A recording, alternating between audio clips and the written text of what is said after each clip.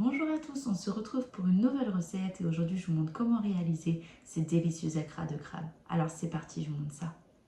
Pour cette recette, il te faudra une boîte de crabe ou alors 150 g de crabe frais, une petite branche de persil, une gousse d'ail ou alors de l'ail en poudre, 25 centilitres de lait, 60 g de beurre, 150 g de farine, 2 œufs, une cuillère à café de colombo et pour finir, une pincée de paprika. Avant de commencer, abonne-toi pour ne pas rater mes prochaines recettes faciles et rapides. Dans un premier temps, on va venir nettoyer et ciseler notre persil. Une fois que cela est fait, on va venir prendre une casserole. On y ajoute le lait, le beurre, la cuillère à café de colombo ainsi que la pincée de paprika. On vient mettre notre casserole sur le feu et on va faire bouillir l'ensemble tout en remuant.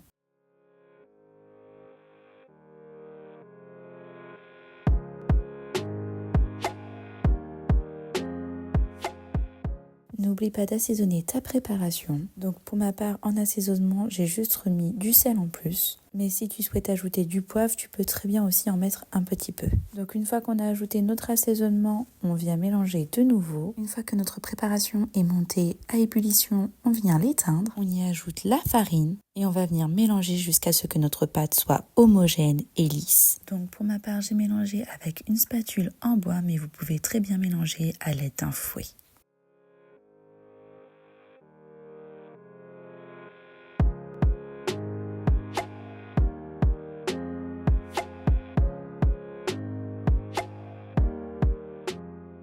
Et une fois qu'on a obtenu une belle pâte homogène et bien lisse, on va venir rallumer notre feu. Donc moi j'ai mis sur feu doux et on va venir mélanger jusqu'à ce qu'on voit que notre pâte se détache des parois de la casserole. Et une fois que vous constatez que votre pâte se détache des parois de votre casserole, on vient arrêter la cuisson. Et on va venir mettre notre préparation de côté. On prend un récipient puis on casse l'œuf dedans. On le bat à l'aide d'une fourchette.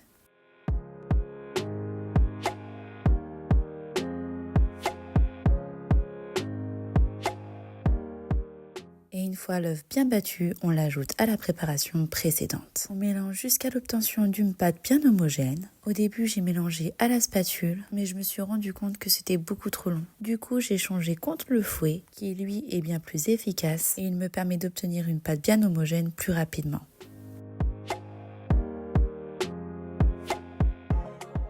Une fois la préparation homogène, on répète exactement la même opération avec le deuxième œuf.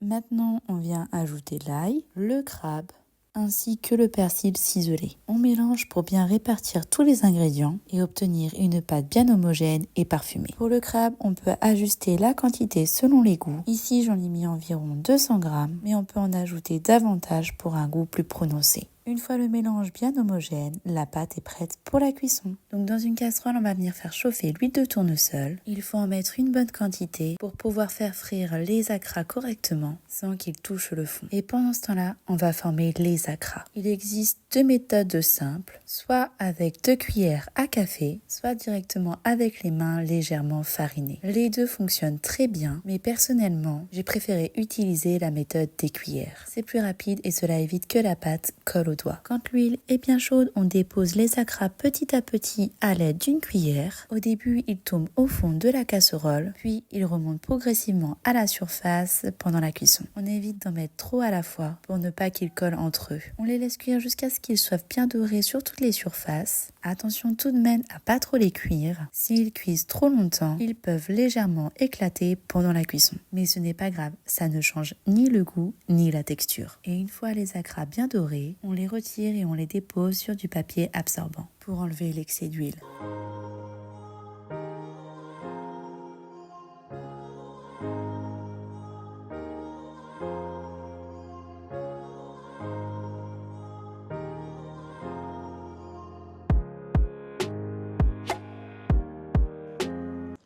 Ce qui est génial, c'est que vous pouvez les préparer en avance et même les congeler. Et au moment où vous voulez les déguster, il vous suffira juste de les passer quelques minutes dans un four à 180 degrés. Cela permettra de les réchauffer et de leur redonner leur croustillant.